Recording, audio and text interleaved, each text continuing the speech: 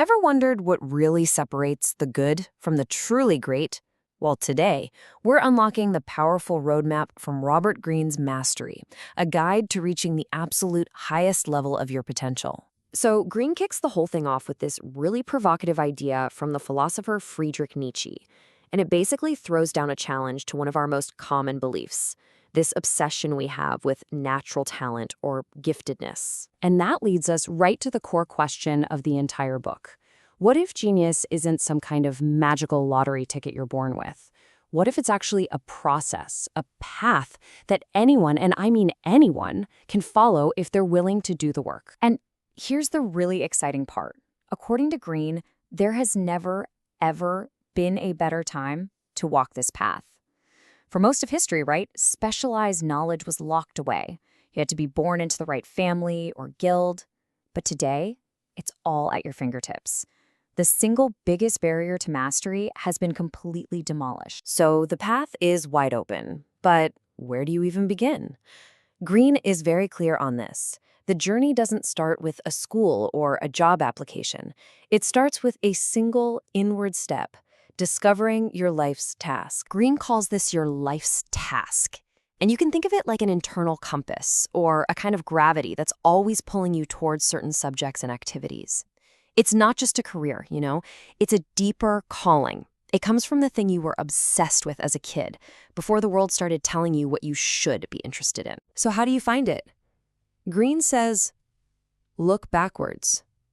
What were those childhood obsessions? He gives this great example of the neuroscientist V.S. Ramachandran, who was fascinated by weird seashells as a kid. That same impulse to study strange things guided his entire career studying anomalies in the human brain. The key is to avoid the biggest trap of all, what Greene calls the false path, which is just chasing money instead of what you're genuinely connected to. But finding this path, it often takes real courage. Charles Darwin's father wanted him to be a doctor, pushed him hard. But Darwin's inner compass kept pointing toward nature. So when he defied his father and got on that ship, the HMS Beagle, it wasn't just a trip. He literally called it the start of his second life.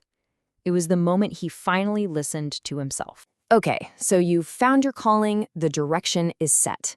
Now, the real work begins. You have to enter what Greene calls the ideal apprenticeship. This is where the heavy lifting happens, where the real transformation takes place. And I want you to forget everything you think you know about internships or entry-level jobs. For Greene, an apprenticeship isn't about getting a paycheck or a fancy title for your resume. The real goal is the complete transformation of your mind.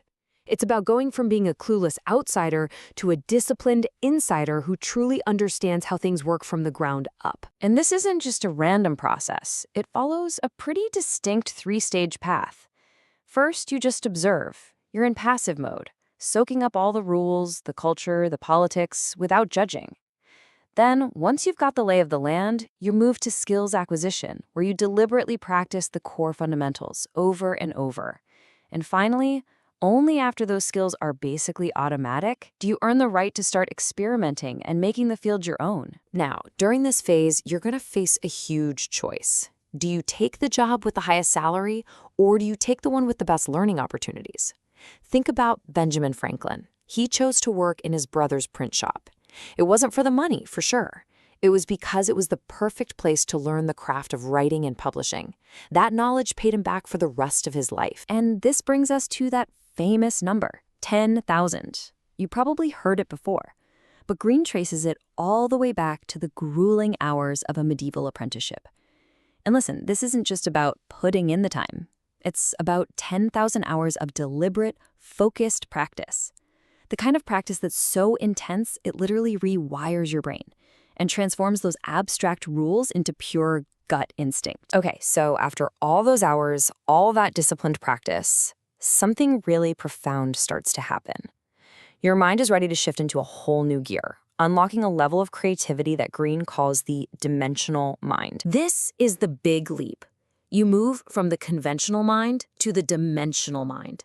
See, the conventional mind, it learns the rules and it follows them. It's a good student. But the dimensional mind, well, having totally absorbed the rules, it now starts to bend them, break them, and reshape them. It doesn't just consume information, It connects dots nobody else sees and turns it all into something new. And the secret sauce for this creative leap is this amazing fusion. You have to combine the hard-won discipline you gained as an expert with the open, playful, and curious spirit of a child. That's what lets you see things with fresh eyes and question the assumptions that everyone else just takes for granted. But here's the thing. This new kind of thinking doesn't exist in a vacuum. You have to navigate a social world that's full of what Green calls deadly realities, things like envy, conformism, and rigidity that are always trying to pull you back down. The key is social intelligence. You learn to outwardly play the game while inwardly protecting that unique vision. You let your work do the real talking. All right, and this is it. We've reached the summit of mastery, where all that hard work comes together in a higher, more powerful form of intelligence. At this highest level, your knowledge becomes something much deeper than just conscious thought. After those tens of thousands of hours, you develop this incredible intuitive grasp of your field.